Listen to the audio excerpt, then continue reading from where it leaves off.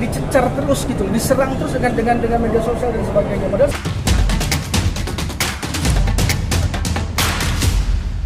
ya, hari ini Andrigo hadir bersama teman artis yang lainnya perayaan hari ulang tahun Naga Suara yang ke-24 tahun. Makanya ada 8 artis yang mengisi dengan lagu 24 lagu hit Naga Suara. Gitu. Kita hari ini dengan Naga Suara yang sudah 24 tahun seperti apa?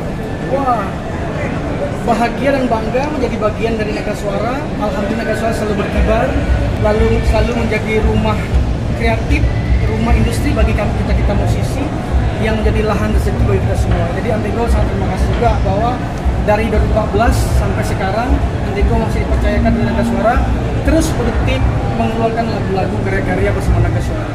Jadi bagian dari Naga Suara juga nih mungkin suka dukanya seperti apa sih, karir mungkin juga di Naga Suara seperti apa sih? Ya kalau dukanya udah pasti bagaimana kita berjuang. Jadi Naga Suara itu konsepnya walaupun kita punya manajemen, punya label, artis harus inisiatif, harus kreatif. Bagaimana dia bisa mengolah dirinya, kemampuannya secara bernyanyi atau media sosial sebagainya. Itu jadi kita tidak di luar saja berjuang. Di Naga Suara pun kita sesama artis itu berjuang, tapi bukan gondok-gondok dan sebagainya. Tapi berjuang siapa yang paling bisa, paling bagus, paling cepat, paling mantap karyanya, paling bisa menarik perhatian orang, terutama tim manajemen Naga Suara gitu. Kalau sukanya adalah paling tidak hari ini dengan Andrigo bergabung Naga Suara, orang-orang di kampung, teman-teman tahu bahwa kita ini salah satu penyanyi Naga Suara yang dengan karya-karya kita selalu produktif, selalu mempersembahkan lagu-lagu nomor-nomor cantik bagi penikmat musik Indonesia. Hari ini bawa lagu apa aja mungkin di sini? Hari ini Andrigo bawa lagu Isabella. Jadi Isabella itu Andrigo dapat izin dari Malaysia untuk merilis dan sudah dirilis 2019. Kemudian Pacar Selingan. Pacar Selingan ini memang salah satu lagu hit, lagu pertama Andrigo Naga Suara yang sekarang sudah 9 juta penonton di YouTube, alhamdulillah. Yang ketiga lagunya Tes DNA. Tes DNA itu dunia nyata aja. Ini terkait SDNA kan kabarnya juga kemarin Bang Andri sempat berpolemik terkait DNA. Mungkin sekarang seperti apa sih Bang update-nya? Ya update-nya tadi malam saya komunikasi juga sama Mas Densu, saya komunikasi masalah karena tepat tanggal 26 hari ini kita punya kesepakatan apakah Andrigo akan tes DNA atau tidak. Dengan catatan bahwa pihak perempuan tidak keluar-keluar, tidak aneh-aneh calling down dulu menjelang 26. Tapi yang sangat kita sayangkan menjelang 26 itu di media sosialnya memosting foto-foto saya, video-video saya diambil, diposting dengan bahasa-bahasa yang provokasi saya lihat, sehingga orang tetap saja tidak melihat sisi baik, sisi yang benar yang ada dijelaskan. Jadi bisa saja kalau saya ingin membatalkan tes DNA tak ada masalah karena tidak ada komitmen. Bahkan Mas Dedi sudah mengingatkan bahwa tolong komitmen dengan kata-kata, tapi nyatanya dia tidak komitmen. Makanya kalaupun nanti tidak terjadi tes DNA, mau lakukan upaya hukum silakan, kita siap.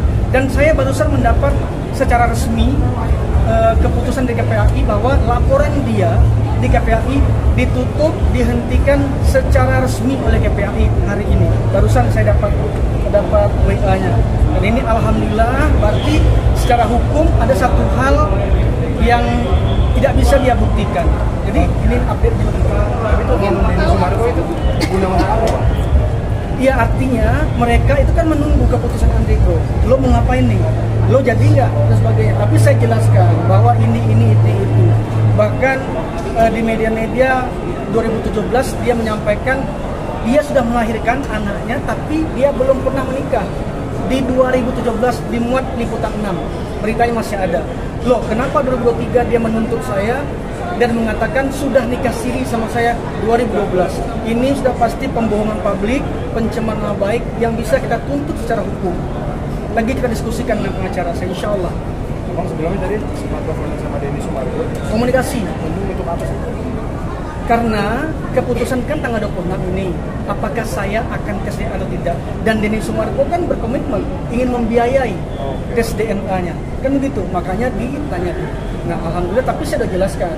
Nah sekarang kita lagi cari bagaimana cara kita ini untuk berkomunikasi dengan pihak perempuan gitu. Artinya saya tidak takut tes DNA. Tapi kenapa yang saya sayangkan, kita ini kok melanggar komitmen yang kita lakukan bersama. Kan ada di podcast Mas Denny, kita sampaikan. Nah, ini saya rasa saya merasa dicecar terus gitu, diserang terus dengan media sosial dan sebagainya. Padahal saya nggak ngapa-ngapain. Orang saya live media sosial saya tentang hal-hal lain. Gitu. Sebenarnya hari ini batal, lalu akan diganti tanggal lain. Tadi saya nunggu pengacara saya katanya mau kesini, tapi nggak tahu lah. Yang jelas kalau pribadi saya, kalau memang kita harus tes DNA, ya udah nggak masalah gitu loh. Nah, tapi apa komitmen dia setelah dia melanggar komitmen yang telah kita lakukan selama ini?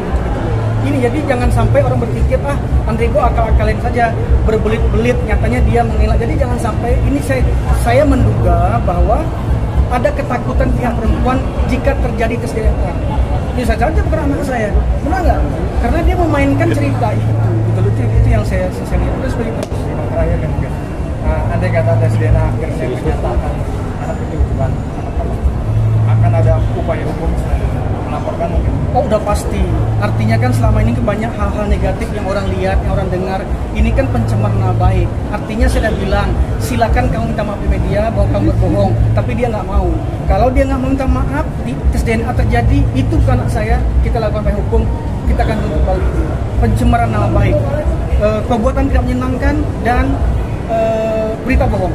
Bang, satu lagi Bang, mungkin kerugian sejauh ini apa sih Bang yang dialami dengan dia posting-posting di dan perempuan? Ya udah pasti kerugiannya banyak sekali. Orang yang mengundang kita nggak jadi, takut ibu-ibu marah sama kita dan sebagainya.